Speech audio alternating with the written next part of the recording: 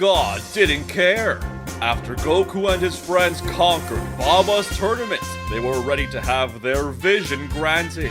Unfortunately for our heroes, they were attacked by the vile Red Ribbon Army. Their goal was to discover the location of Korin's tower. With their vision granted, the army retreated as Goku and Grandpa Gohan gave chase. The Karinga Tribe valiantly fought off the army, but in a tragic turn of events, the shaman known as Flute dies in the invasion. Her husband and children mourn her loss as they give in to their grief. Terrifying new foes emerge from the ashes of war. Will Goku and his friends possibly survive against these forces of nature? Find out now. Prayers left unanswered. The invasion begins. What if Martians were in Dragon Ball? Part 6. Deep within the clouds, Popo looks over the lookout with a fearful expression on his face. He turns to face his friend, Kami, the guardian of Earth, asking if he feels their soaring power, their rising bloodlust.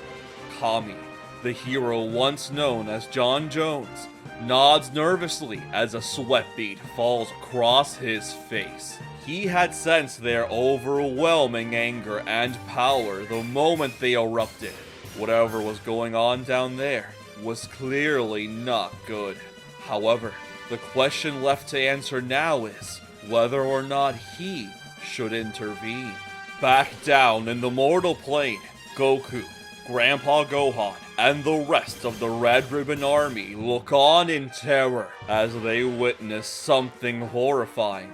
The once peaceful defenders of the Karinga Tribe were transforming into large, vicious aliens. Upon seeing the death of Flute, the mother and pillar of their family, Piccolo and his sons were overwhelmed with grief. Their rage had overtaken them as they revealed their true White Martian forms.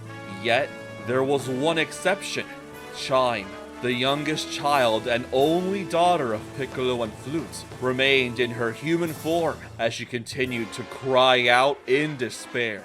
Standing face to face with these snarling monsters, Tao panics as he orders his men to fire their weapons. Without hesitation, the Red Ribbon Army attacks with full force. Their gunfire and missiles strike the Martian family head-on with no hesitation. General Blue gloats that nothing can stop the might of the Red Ribbon Army, but he is cut off by Tao as he yells that they have to run now. Blue doesn't think even those freaks could handle that salvo of attacks, but before he can even retort, a flash emerges from the nearby dust cloud. Something resembling a tentacle shot out from it, striking Blue as he was immediately decapitated. Tao and the rest of the army scream in terror as the dust dissipates, revealing that the White Martians were completely unharmed. What happens next can only be described as a massacre. Within seconds, the White Martians were blitzing through the army as they killed every single soldier they saw. One by one, the army fell. No matter what they did, they couldn't fight back against these aliens. Their pleas fell onto deaf ears as they were slain. Not even the rest of the Karinga Tribe were spared. So angered and lost were the White Martians that they even attacked their fellow tribesmen. Enemies? Friends? It didn't matter. They were humans. They would all suffer for what they did to Flute. Goku was looking on in complete shock, unable to move at the sight of this carnage. Thankfully, Grandpa Gohan grabs his grandson's shoulders as he shakes him back to reality. He yells at Goku, they need to get out of here. The longer they stay, the more likely they'd get attacked too. And they can't do anything against these monsters. They are far more powerful than either of them. Goku retorts that they aren't monsters. He knew those guys. That was Piccolo and his kids. They were his friends. But they were so angry. They were killing all these people. Even the other members of the Karinga Tribe. They did nothing to deserve this awful fate. Goku yells out that they have to save the tribe.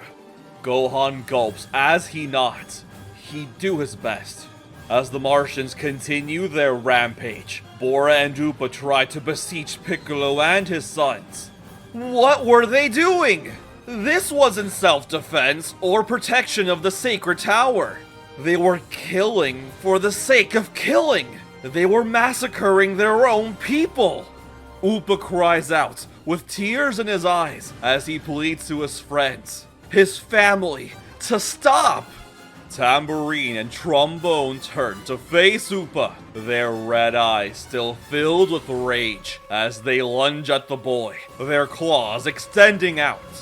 Bora rushes in to save his son, ready to accept his fate if it means saving his boy. But in a flash, Goku and Gohan manage to grab onto the father and son as they jump out of harm's way. Goku and Gohan barely manage to dodge the attacks, thinking to themselves that if the Martians weren't out of control and just focused on their strikes, they'd be done for. Upa and Bora continue to scream to the Martian family, begging them to stop the killing. As the Red Ribbon Army and the Karinga Tribe whittle down in numbers, the Berserkers approach the wounded mercenary Tao Pai Pai. The assassin knew that pleading for his life wouldn't work, throwing a grenade straight at the aliens. However, the grenade does 0 damage as Piccolo prepares to fire deadly lasers from his eyes. As Piccolo prepares to destroy Tao, a single figure appears in front of the Crane Master. Standing in front of Tao with her arms out was Chimp. The Martian family was shocked at what they were seeing as Piccolo shouts with indignation. The patriarch demanded to know what the hell Chimp was doing. Didn't she see what they saw? This man killed her mother in cold blood. Why was she defending this demon? Tears fall from Chimp's face as she screams at her family to look around. The only demon species around here are them. Is this what Mom would have wanted? For the family she loved so much to be barbaric butchers?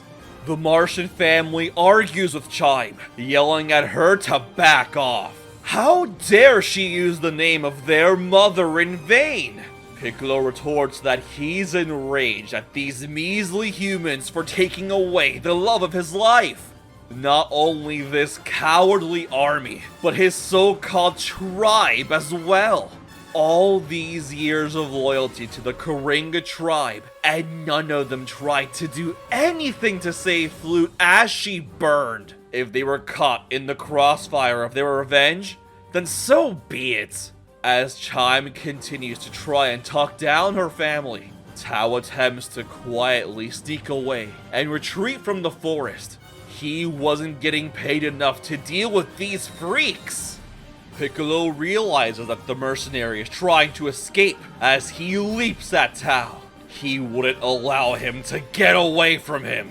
Chimp yells out a panicked no, but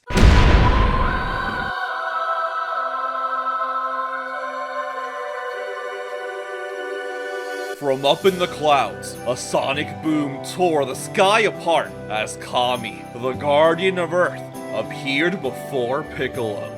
Stand down, my friend. You need not bloody your hands anymore. Kami? What the hell do you think you're doing? Goku was surprised to hear that Piccolo and Kami know each other. What was going on here?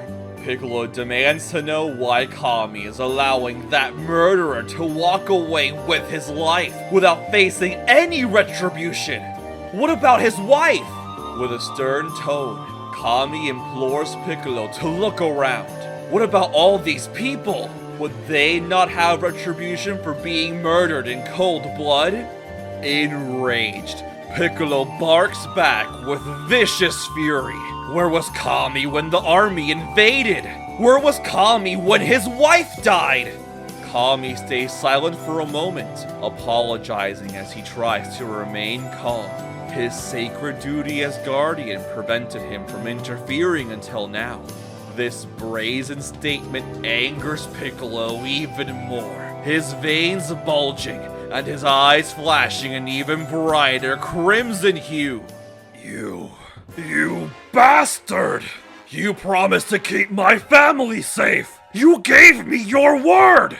And at the moment it mattered the most, when we truly needed you, you chose to forsake us. Keep your putrid apologies. Your words ring empty and hollow. What's the point of a god if they don't even answer your prayers? Piccolo, Not another word. Just leave us alone. Get out! Kami sighs as he sends a mental message to Gohan and Goku to take Bora and Dupa far away from here. That mercenary was long gone now. It was best to let Piccolo and his family mourn. For now, without much left as a choice, Goku and Gohan nod as they take the crying Upa and beaten Bora with them on the flying Nimbus. They would head off to Kame House. As Piccolo and his sons gather the remains of Flute, Kami can see the tearful eyes of Chime. The little girl was so brave as to stand up to her own family for what she believed was right. For her mother's memory. Kami can only look on with a pained expression full of misery and guilt before disappearing back into the clouds.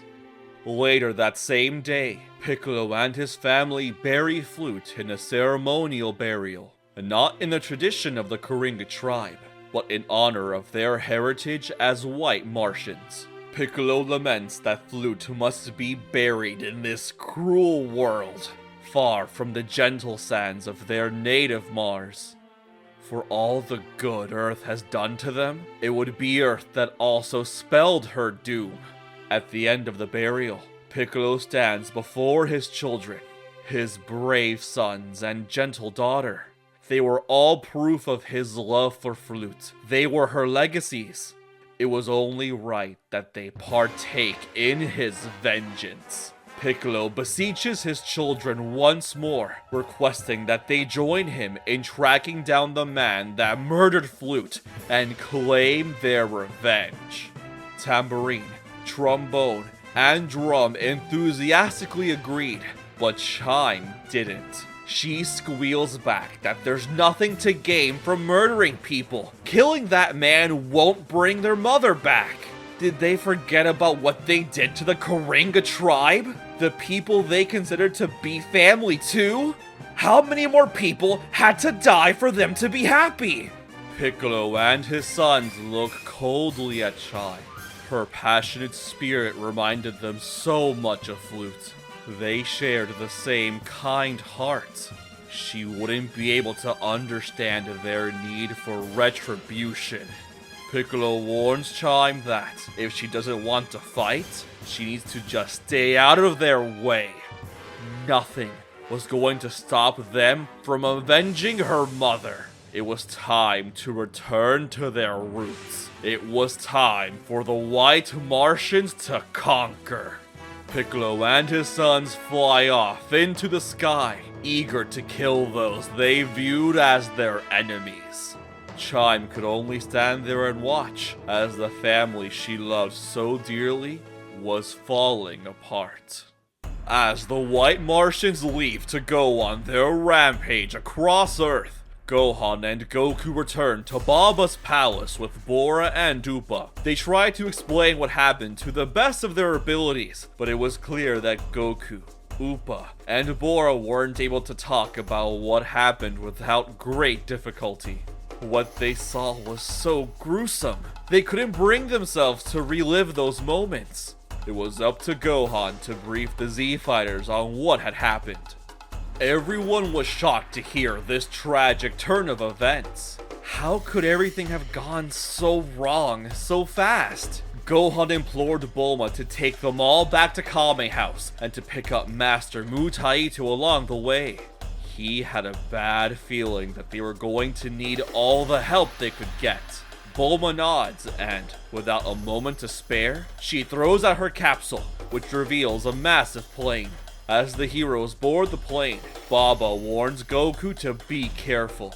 His future is a dark and murky road filled with despair. She prays that he finds the will to continue moving forward with a smile. Goku doesn't know what to say, as Gohan thanks her for her efforts as the Z Fighters fly away. Sometime later, the heroes arrive at Kame House with Mutaito in tow. As Bulma and Gohan tell Roshi that they're in trouble, the Turtle Hermit says that he's well aware of how dangerous it is out there. The group doesn't know what he's talking about until Roshi points over to his old rusty television. In breaking news, the reporters on the TV state that a group of white alien invaders have been leaving a trail of death and destruction in their wake.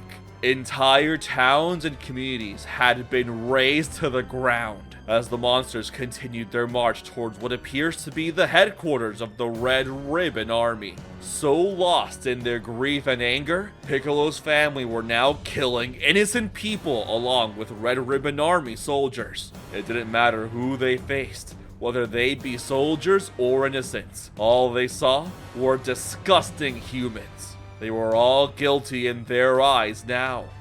The Turtle Hermit says that he's well aware of how dangerous it is out there. The Z Fighters look at the news in terror and disbelief. Mutaito ordered Roshi that now was as good a time as ever to call in Shen and the Crane School. They need to work together and stop these devils. Roshi sighs as he hesitantly picks up his phone and dials Shen's number. Unfortunately, Shen made sure to block Roshi's number. After getting left with a voicemail, Roshi shrugs his shoulders as he puts away his phone. Well, I tried. You can't say I didn't try. Oh well, who needs Shen anyways? I'm sure we don't need him. The Turtle School should be more than enough to send these guys packing. Upon hearing Roshi's boastful comments, Goku and Gohan recall the frightening powers of the Piccolo family. They were all so powerful and fast. What could they possibly hope to do against them? Their thoughts are interrupted as they hear a knock on the door. Yamcha was confused. Were they expecting any more guests? Roshi gulped. He really hoped it wasn't Shen at the door. Goku goes to answer it as his jaw drops. It was Chimp, one of those Martian guys. With her mind-reading abilities, Chimp had tracked down Goku, who had returned to Kame House. Goku immediately has his guard up, getting into a battle stance as the rest of the fighters do the same. Yet, Gohan tells them all to relax and settle down. He had a feeling that Chimp wasn't here to hurt anyone. Isn't that right? Chimp nods timidly as she breaks out into tears once more. She pleads to everyone that she needs their help. She needs them to stop her family. After letting out her tears and being invited into the house, Roshi gives the girl a cup of tea to calm her nerves. Gohan politely requests that Chimp tell him everything about her family. As she nods, she takes a deep breath as she explains everything she knew. Long ago, before her or her brothers were even born, her parents lived on planet Mars with the rest of the White Martians. They loved it there, but there was so much social unrest. There was a brutal civil war between the Green and White Martians that tore Martian society apart. Unlike most White Martians who reveled in pain and violence, Piccolo and Flute didn't care about conquest. All they cared about was finding a safe place to raise a family. Flute was pregnant with their first child, and they had grown tired of all the war that was surrounding them. Without many supplies or leaving any goodbyes, Piccolo and Flute boarded a spaceship and left Mars for good. Piccolo was aware that there was a nearby planet capable of sustaining life, and that's all he needed to hear to make his decision to leave. After arriving on Earth and landing in a forest with an enormous tower, Piccolo and Flute saw the humans living nearby and decided to shapeshift into their image. They thought that if they assimilated with the people in this forest, they would be able to blend in and live in peace. However, they were approached by none other than a green Martian, the one they all know as Kami. Chime's parents were afraid that Kami was going to kill them, or worse. But surprisingly, Kami spared them. Rather, he promised to let the couple stay on this planet and raise their family in peace. He would make sure to stand watch over them and guard their family under his watchful eye. Piccolo and Flute believed in Kami, and they made sure to become gentle protectors of Corn's tower as part of their vow. Tambourine was born soon after, followed by Trombone and Drum. They lived together with the Karinga Tribe for hundreds of years, maintaining peace and order in the land of Corn. Chime was the youngest of the family, only 13 years old compared to her brothers, who were many, many decades older. She was so happy to be raised with her tribe. She loved everyone and the nature surrounding her just as much as her family. But now, that was all gone. As Chime finishes her story, everyone in the room is left stunned. They don't know what to say that could possibly make Chime feel any better. However, Goku stands up with fierce determination burning in his eyes. The Piccolo he knew was a kind old man who cared a lot about his people. He couldn't let him continue acting like a monster. He vows to beat some sense into him and bring him back to Chime. Appa and Chime are surprised to hear such a declaration, but Bora tells Goku that he is only dreaming. None of them have any chance of possibly defeating Piccolo and his sons. They are far stronger than they could possibly imagine. It was now Mutaito's turn to stand up from his seat, announcing that this may not be the case. Martial arts were created to defend themselves against threats that were far stronger than themselves. He may have an idea on how to defeat Piccolo and his children, but he needed time to prepare. The Z Fighters are shocked, yet delighted to hear this. There was finally some semblance of hope. Bulma, ever the realist, asks how much time he needs to get ready as Mutaito shrugs his shoulders. Probably a year? Maybe more? He couldn't say. Hope leaves everyone's eyes again as Chime shouts out that they don't have that kind of time. Her family were marching on a warpath as they spoke. Yet, Mutaito remains firm. They shouldn't panic though. He knew of a place that would allow him to get an entire year's worth of training in a single day. No one knew what he was talking about, but the elderly masters Roshi and Gohan did. The sacred chamber hidden within God's domain, the room of spirit and time. They had heard of it before, but they never would have imagined that it was actually real. Mutaito requests his former students' assistance in his training, as Gohan and Roshi accept. They would never sit by and let their master defend the world on his own if they had anything to say about it. Goku begs to come along, but Mutaito, in a move that surprises the boy, pats his head. Nah, it ain't your job to worry about the fate of the world. You and the rest of you's youngsters should stay here where it's safe. This is a job for the grown-ups to fix. Don't worry, kid. We'll be back before you know it. Goku isn't sure what to think, but Yamcha, Krillin, and Bulma are more than glad to stay behind. Roshi calls down baby Gamera from the clouds as the martial arts masters prepare to depart. Chime promises the masters that she would do whatever she could to stall her family so they could have the full 24 hours they needed. Gohan commends Chime for her immense bravery. It takes untold levels of courage and strength to stand up to the ones you love in order to do the right thing. The Masters try to figure out how to all fit on top of a baby Gamera, and after some troubleshooting, they end up laying on each other's lap, with Mutaito as the base, laying on top of the turtle. The Masters bid their farewells, as the rest of the Z Fighters wish them luck. However, as Chime prepares to fly off, Goku shouts at her to stop. She wouldn't go alone. He would go with her. Chime refuses. He would be really hurt if he tries to fight, or maybe worse. Despite this, Goku refuses to back down. No matter what Chime, Bulma, or the rest tried to say, Goku was adamant in his decision. He couldn't sit back and let Piccolo and his sons be swallowed by anger and despair. He had to do something. This speech stirs something within the android Ader, who had been remaining silent for a while now. He approaches the pair, demanding that he come too. If Goku was going to fight, then so would he. Chai looked at them and sighed. She didn't have any more time to continue arguing with them. She could just knock them out right here, but honestly, she was scared to face her family alone. And Goku and this robot seemed to be really tough from what she remembered seeing during the trials of the Karinga Tribe.